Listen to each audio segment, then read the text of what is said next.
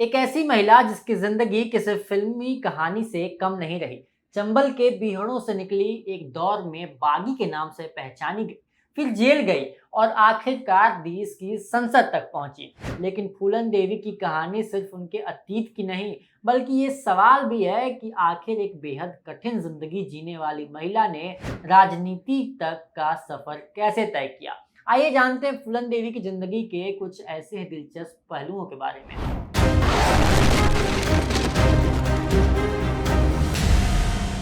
नमस्कार, मैं हूं पुष्पेश राय और आप देख रहे हैं पूरे भारत का खास शो आज के इतिहास। फूलन देवी का जन्म 10 अगस्त 1963 में उत्तर प्रदेश के एक छोटे से गांव में हुआ था। बेहद साधारण परिवार से आने वाली फूलन की जिंदगी बचपन से ही संघर्षों से भरी रही। कम उम्र में उनकी शादी हुई और आगे चलकर उनकी जिंदगी ऐसे हालात में पहुंची जहां से निकलना उनके लिए बेहद मुश्किल था। 1980 के दशक की शुरुआत में फूलन देवी का नाम चंबल के बीहड़ों में तेजी से चर्चित हुआ। वो उस दौर की सबसे चर्चित महिलाओं बागियों में शामिल हो गईं। उनकी जिंदगी से जुड़ी कई घटनाओं ने उन्हें देश भर में चर्चा का विषय बना दिया। उनके खिलाफ कई मामले दर्ज हुए और पुलिस लगातार उनकी तलाश में रही। लेकिन 1983 में फूलन देवी ने एक बड़ा फैसला लिया। उन्होंने मध्य प्रदेश के तत्कालीन मुख्यमंत्री अर्जुन सिंह के सामने आत्मसमर्पण किया। कहा जाता है कि आत्मसमर्पण से पहले फूलन देवी को उत्तर प्रदेश पुलिस पर भरोसा ही नहीं था, इसलिए उन्होंने मध्य प्रदेश में आत्मसमर्पण की शर्त रखी। जब वो मंच की ओर बढ़ी तो हजारों लोग उन्हें देखने के लिए जमा थे। लाल कपड़ा बांधे और हाथ में बंदूक लिए फूलन देवी मंच तक पहुंची। इसके बाद उन्होंने अपनी बंदूक नीचे रख दी और इसी के साथ चंबल की बीहड़ों की उनकी जिंदगी खत्म हुई।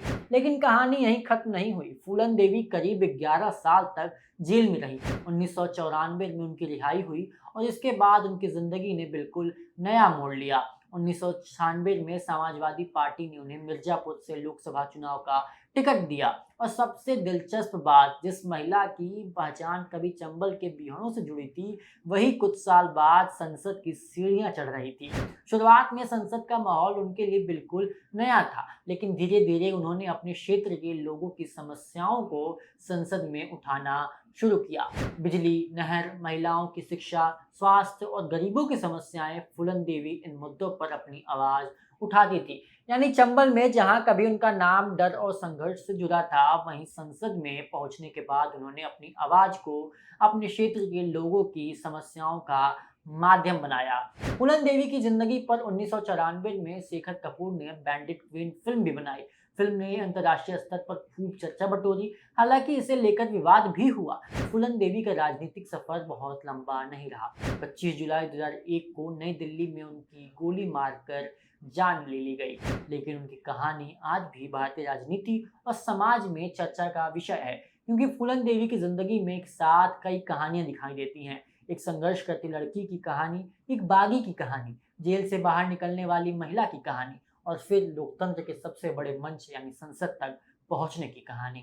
फूलन देवी की जिंदगी सही और गलत की आसान परिभाषाओं में बांटना मुश्किल है, लेकिन इतना जरूर है कि उनका सफर भारतीय इतिहास के सबसे असाधारण राजनीतिक सफरों में गिना जाता है। 10 अगस्त को उनकी जयंती पर फूलन देवी को याद करने का सबसे बड़ा कारण शायद यही है कि उनकी जिंदगी ने यह दिखाया कि इंसान की कहानी एक ही पहचान पर खत्म नहीं होती। चंबल की फूलन आगे चलकर संसद की फूलन भी बने। ये खास रिपोर्ट आपको हमारी कैसी लगी, कमेंट करके जरूर बताइए। कल फिर मिलेंगे इतिहास के किसी और नए अध्याय के साथ। तब तक ले दीजिए मुझे इजाजत। धन्यवाद।